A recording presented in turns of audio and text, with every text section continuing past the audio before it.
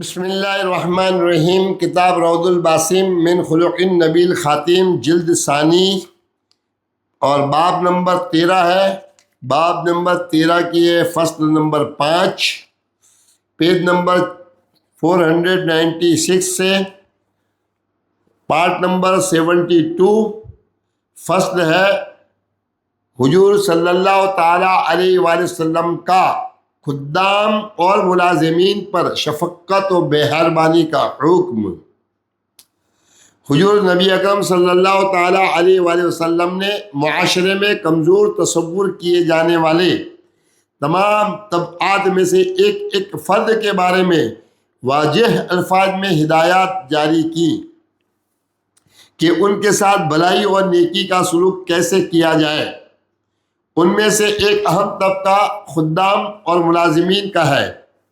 آپ صلی اللہ تعالیٰ علیہ وآلہ وسلم نے اپنے خدمتگاروں کے ساتھ اتنے شفیق و خلیق اور کریم و حلیم انداز سے پیش آتے کہ برسوں ان کی خدمت میں رہنے والے خادم بھی امت کو یہ بتاتے کہ ان کے آقائے دو جہان صلی اللہ تعالیٰ علیہ وآلہ وسلم نے زندگی بھر کبھی کسی کام پر ملامت کی نہ جھڑکا اور نہ ہی سرزنش کی۔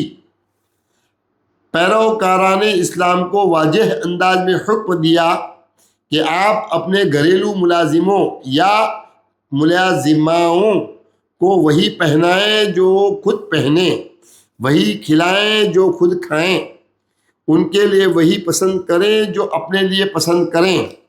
اگر کوئی کام ان کی قوت، طاقت و استعداد سے زیادہ ہو تو جبراً اسے یہ کرنے پر مجبور نہ کریں۔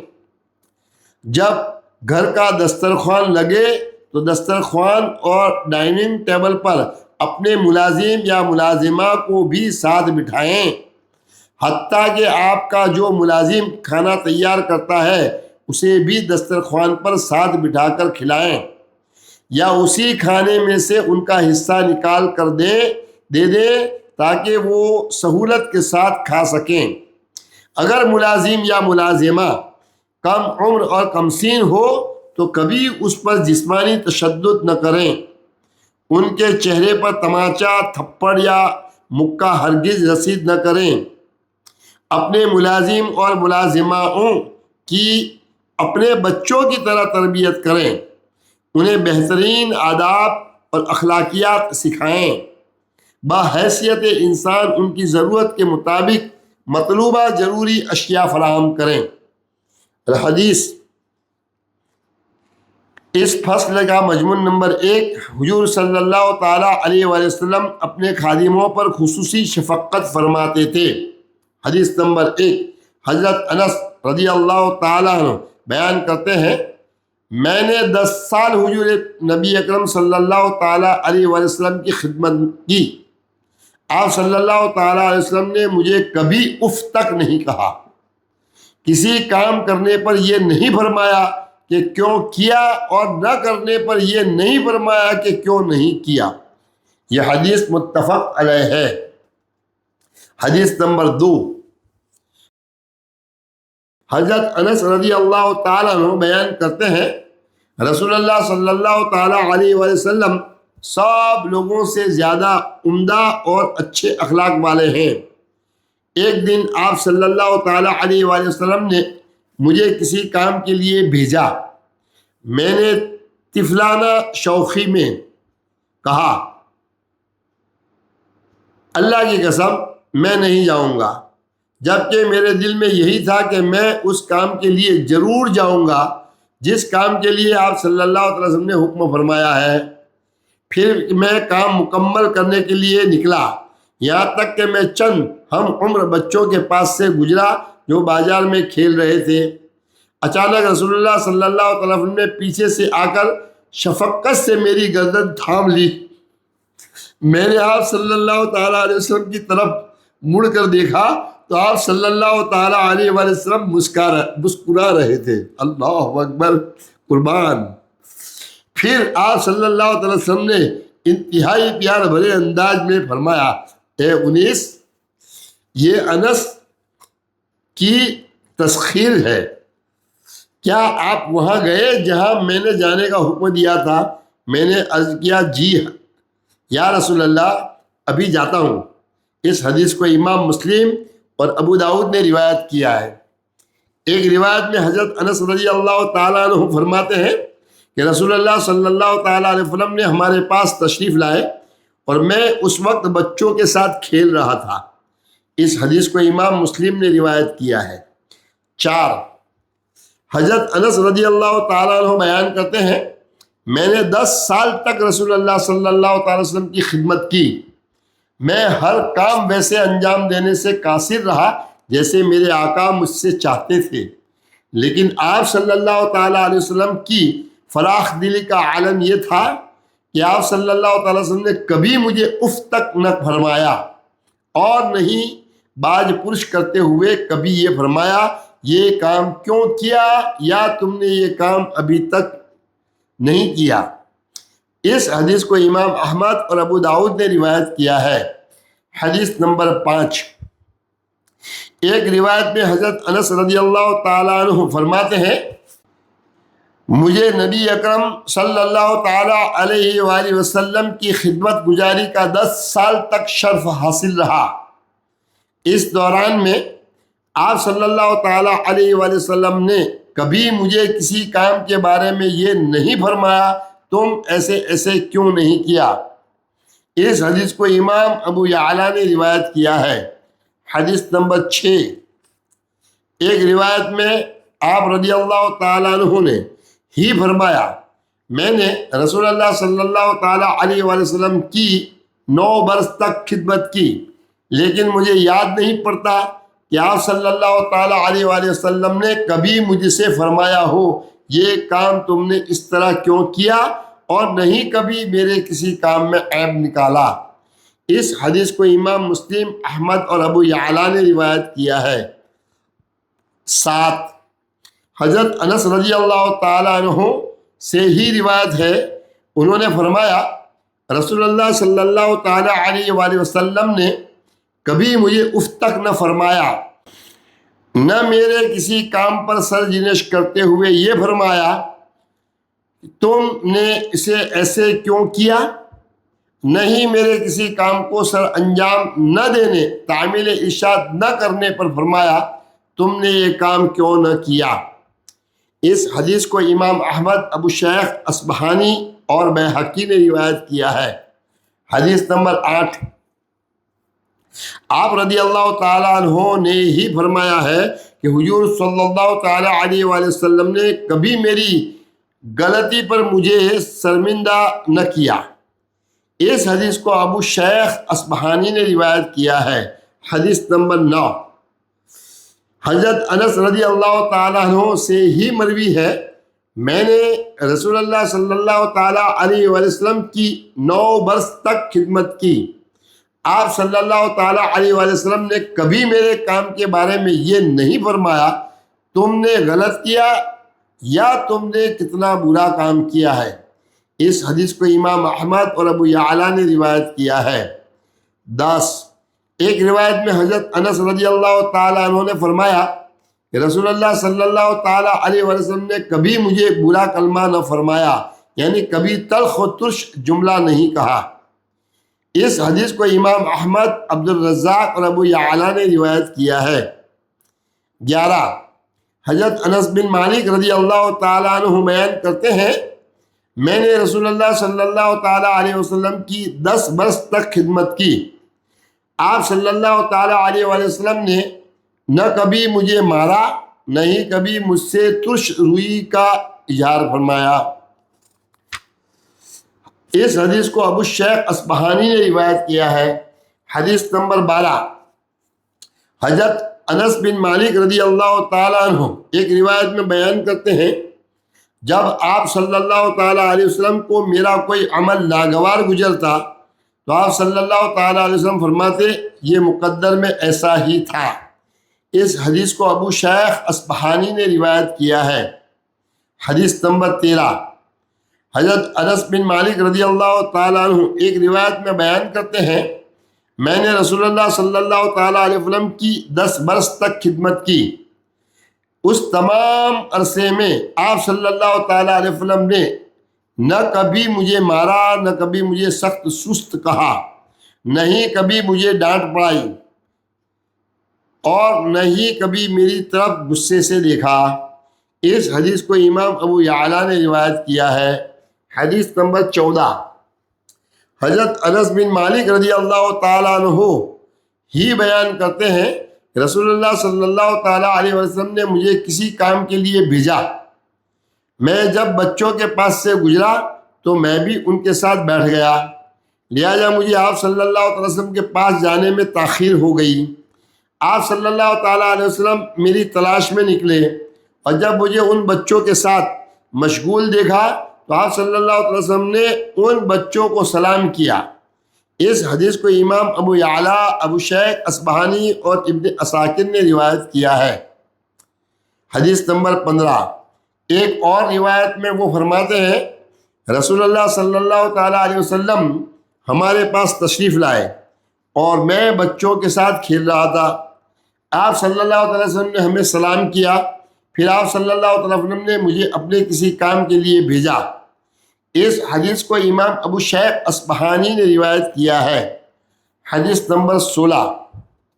حضرت انس بن مالک رضی اللہ تعالیٰ عنہ بیان کرتے ہیں کہ ایک مرتبہ وہ بچوں کے قریب سے گزرے تو ان بچوں کو سلام کیا اور پھر ہمیں یہ حدیث بیان کی۔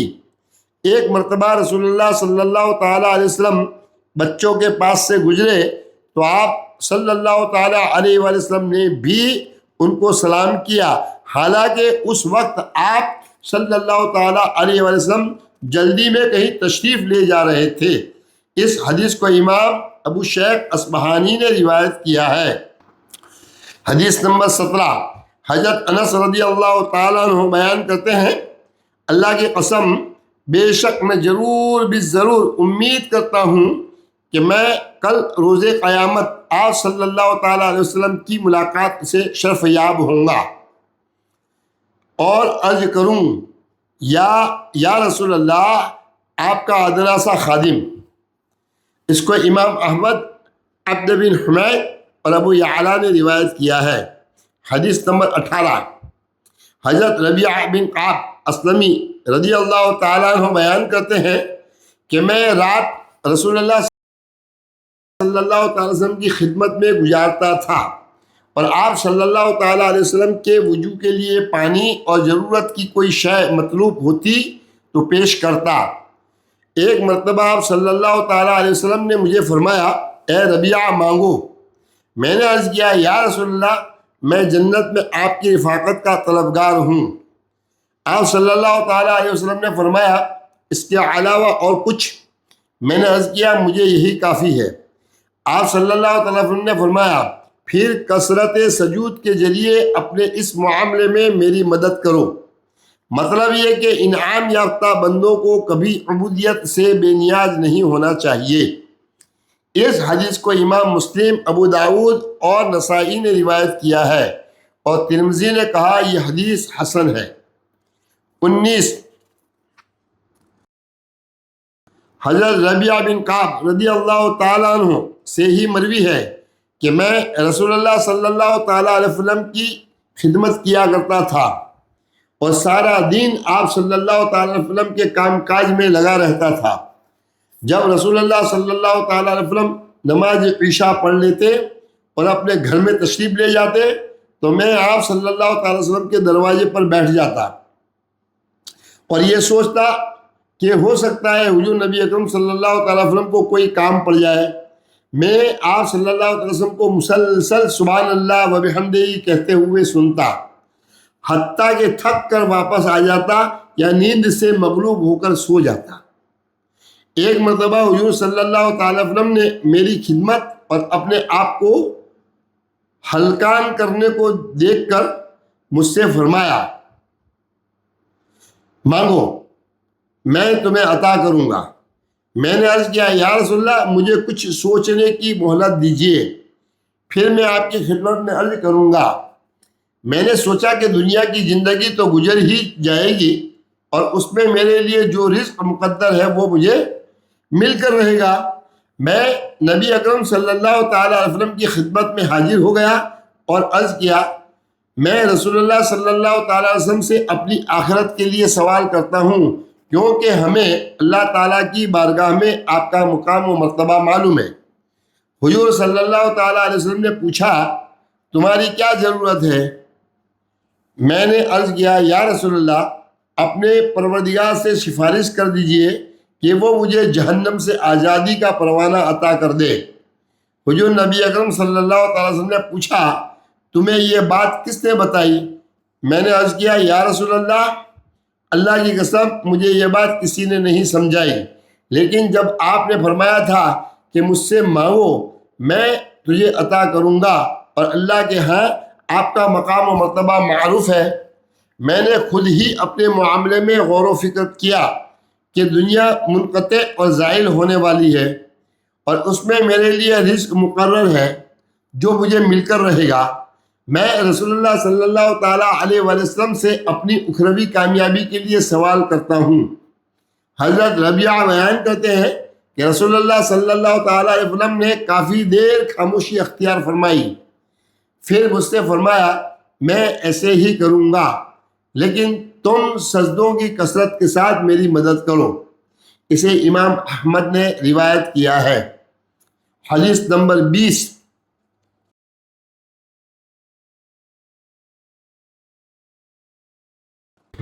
ایک اور روایت میں بھی حضرت ربیعہ بن کعب الاسلمی رضی اللہ تعالیٰ عنہ بیان کرتے ہیں کہ میں رسول اللہ صلی اللہ تعالیٰ علیہ وسلم کی خدمت کیا کرتا تھا۔ ایک دن رسول اللہ صلی اللہ تعالیٰ علیہ وسلم نے مجھ سے فرمایا، ربیعہ، تم شادی کیوں نہیں کر لیتے؟ میں نے عرض کیا، یا رسول اللہ، واللہ میں شادی نہیں کرنا چاہتا، کیونکہ ایک تو میرے پاس اتنا مال نہیں ہے کہ عورت کی ضروریات پوری ہو سکیں، اور دوسری بات یہ بھی ہے کہ مجھے یہ بات پسند نہیں ہے کہ کوئی چیز مجھے آپ سے دور کر دے۔ حضور نبی اکرم صلی اللہ تعالیٰ علیہ وسلم نے یہ سن کر مجھ سے اعراض فرما لیا، اور میں آپ صلی اللہ علیہ وسلم کی خدمت کرتا رہا۔ کچھ عرصہ بعد حضور نبی اکرم صلی اللہ تعالیٰ علیہ وسلم نے دوبارہ مجھ سے یہی فرمایا کہ ربیعہ، تم شادی کیوں نہیں کر لیتے؟ میں نے حسب سابق وہی جواب دے دیا، لیکن پھر میں اپنے دل میں سوچنے لگا کہ مجھ سے زیادہ حضور صلی اللہ تعالی وسلم جانتے ہیں کہ دنیا و آخرت میں میرے لیے کیا چیز بہتر ہے، اس لیے اب اگر حضور صلی اللہ علیہ وسلم نے دوبارہ فرمایا تو میں کہہ دوں گا، ٹھیک ہے یا رسول اللہ، آپ مجھے جو چاہیں حکم دیں۔ چنانچہ جب تیسری مرتبہ نبی اکرم صلی اللہ تعالی وسلم نے مجھ سے فرمایا کہ ربیعہ، تم شادی کیوں نہیں کر لیتے؟ تو میں نے عرض کیا، کیوں نہیں، آپ مجھے جو چاہیں حکم دیجئے۔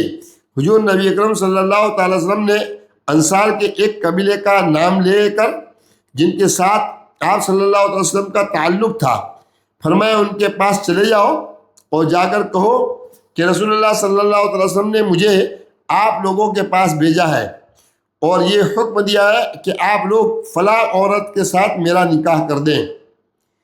چنانچہ میں ان کے پاس چلا گیا اور انہیں حضور صلی اللہ تعالی وسلم کا یہ پیغام سنا دیا۔ انہوں نے مجھے خوش آمدید کہا اور کہنے لگے کہ حضور صلی اللہ تعالیٰ علیہ وسلم کا قاصد اپنا کام مکمل کیے بغیر نہیں جائے گا۔ چنانچہ انہوں نے اس عورت کے ساتھ میرا نکاح کر دیا اور میرے ساتھ خوب مہربانی کے ساتھ پیش آئے اور مجھ سے گواہوں کا بھی مطالبہ نہ کیا۔ وہاں سے لوٹ کر میں حضور صلی اللہ علیہ وسلم کی خدمت میں غمگین ہو کر حاضر ہوا۔ نبی اکرم صلی اللہ علیہ وسلم نے پوچھا، ربیعہ، تمہیں کیا ہوا؟ میں نے عرض کیا، یا رسول اللہ، میں ایک شریف قوم کے پاس پہنچا، انہوں نے میرا نکاح کرا دیا، میرا نہایت اکرام کیا اور مہربانی سے پیش آئے اور مجھ سے گواہوں کا بھی مطالبہ نہیں کیا۔ ایسے شریف لوگوں کی عورت کو دینے کے لیے میرے پاس حق مہر بھی نہیں ہے۔ حضور نبی اکرم صلی اللہ تعالی وسلم نے حضرت بریدہ سے فرمایا، اے بریدہ اسلمی، اس کے لیے کھجور کی گٹھلی کے برابر سونا جمع کرو۔ انہوں نے اسے جمع کیا اور میں وہ لے کر حضرت حضور صلی اللہ تعالیٰ علیہ وآلہ وسلم کی خدمت میں حاضر ہوا۔ حضور نبی اکرم صلی اللہ تعالیٰ وسلم نے فرمایا یہ سونا ان لوگوں کے پاس لے جاؤ اور ان سے کہو کہ یہ اس لڑکی کا مہر ہے۔ چنانچہ میں نے ان کے پاس پہنچ کر یہی کہہ دیا کہ یہ اس کا مہر ہے۔ انہوں نے رضامندی سے اسے قبول کر لیا اور کہنے لگے کہ یہ مہر بہت ہے اور پاکیزہ و حلال ہے۔ تھوڑی دیر بعد میں پھر حضور نبی اکرم صلی اللہ علیہ وسلم کے پاس غمگین ہو کر واپس آ گیا۔ حضور نبی اکرم صلی اللہ تعالیٰ وسلم نے پوچھا ربیہ اب کیوں غمگین ہو؟ میں نے عرض کیا یا رسول اللہ میں نے ان لوگوں سے زیادہ شریف لوگ کہیں نہیں دیکھے، میں نے انہیں جو دے دیا وہ اسی پر راضی ہو گئے اور تحسین کرتے ہوئے کہنے لگے کہ یہ مہر بہت ہے اور پاکیزہ حلال ہے۔ ایسے لوگوں کو دعوت ولیمہ کھلانے کے لیے میرے پاس کچھ نہیں ہے۔ حضور صلی اللہ تعالیٰ علیہ وسلم نے پھر حضرت بریدہ سے فرمایا کہ اس کے لیے ایک بکری لاؤ۔ چنانچہ وہ ایک نہایت صحت مند اور بہت بڑا مینڈا لے کر آئے۔ پھر حضور نبی اکرم صلی اللہ تعالیٰ علیہ وسلم نے مجھ سے فرمایا کہ عائشہ کے پاس جاؤ اور ان سے کہو کہ وہ تھیلی دے دیں جس میں غلہ رکھا ہوا ہے۔ چنانچہ میں نے ان کے پاس جا کر آپ صلی اللہ تعالیٰ علیہ وسلم کا پیغام پہنچا دیا۔ انہوں نے فرمایا کہ یہ تھیلی ہے، اس میں 9 صاع جو ہے اور بخدا اس کے علاوہ ہمارے پاس کچھ نہیں ہے، یہی لے جاؤ۔ چنانچہ میں وہ تھیلی لے کر حضور صلی اللہ تعالیٰ وسلم کی خدمت میں آیا اور حضرت عائشہ کا پیغام پہنچا دیا۔ حضور نبی اکرم صلی اللہ تعالیٰ وسلم نے فرمایا یہ دونوں چیزیں ان لوگوں کے پاس لے جاؤ اور ان سے کہو کہ اس کی روٹیاں بنا لیں۔ چنانچہ میں ان کے پاس چلا گیا اور وہ مینڈا بھی ساتھ لے گیا۔ میرے ساتھ قبیلہ اسلم کے کچھ لوگ تھے۔ وہاں پہنچ کر ان لوگوں سے کہا کہ اس آٹے کی روٹیاں پکا لیں اور اس مینڈے کا گوشت پکا لیں۔ وہ کہنے لگے کہ روٹیوں کے معاملے میں ہم آپ کی کفایت کریں گے اور مینڈے کے معاملے میں آپ ہماری کفایت کرو۔ چنانچہ میں نے اور میرے ساتھیوں نے مل کر مینڈے کو پکڑا، اسے ذبح کیا، اس کی کھال اتاری اور اسے پکانے لگے۔ اس طرح ہمارے پاس روٹی اور گوشت دونوں چیزیں ہو گئیں، تو میں نے ولیمہ کیا اور رسول اللہ صلی اللہ تعالی وسلم کی دعوت کی۔ اسے امام احمد اور طبرانی نے روایت کیا ہے۔ حدیث نمبر 21، حضرت انس بن مالک رضی اللہ تعالیٰ عنہ بیان کرتے ہیں کہ رسول اللہ صلی اللہ تعالیٰ علیہ وسلم جب صبح کی نماز سے فارغ ہوتے تو مدینہ منورہ کے خدام پانی سے بھرے اپنے اپنے برتن لے آتے۔ آپ صلی اللہ تعالیٰ علیہ وسلم ان برتنوں میں اپنا ہاتھ بطور تبرک ڈبو دیتے۔ بسا اوقات وہ سخت سردیوں کی صبح یخ بستہ پانی کے برتن لے کر آ جاتے۔ آپ صلی اللہ تعالیٰ علیہ وسلم پھر بھی اس پانی میں اپنا ہاتھ مبارک ان کی خوشنودی کے لیے ڈبو دیتے۔ اس حدیث کو امام مسلم، احمد، عبد بن حمید اور بیہقی نے روایت کیا ہے۔ حدیث نمبر 22، حضرت عائشہ رضی اللہ تعالیٰ عنہ بیان کرتی ہے کہ رسول اللہ صلی اللہ تعالیٰ علیہ وسلم نے کبھی کسی شخص کو، نہ کسی عورت کو اور نہ ہی کسی خادم کو اپنے ہاتھ سے مارا، الا یہ کہ اللہ تعالیٰ کی راہ میں جہاد کر رہے ہوں۔ اس حدیث کو امام مسلم، احمد، ابو داؤد اور ابن ماجہ نے روایت کیا ہے۔ باب نمبر 13 فصل نمبر 5 کا مضمون نمبر 1 یہاں مکمل ہوتا ہے، پیج نمبر 512 پر، اور پارٹ نمبر 72 مکمل ہوا۔ السلام علیکم ورحمۃ اللہ وبرکاتہ۔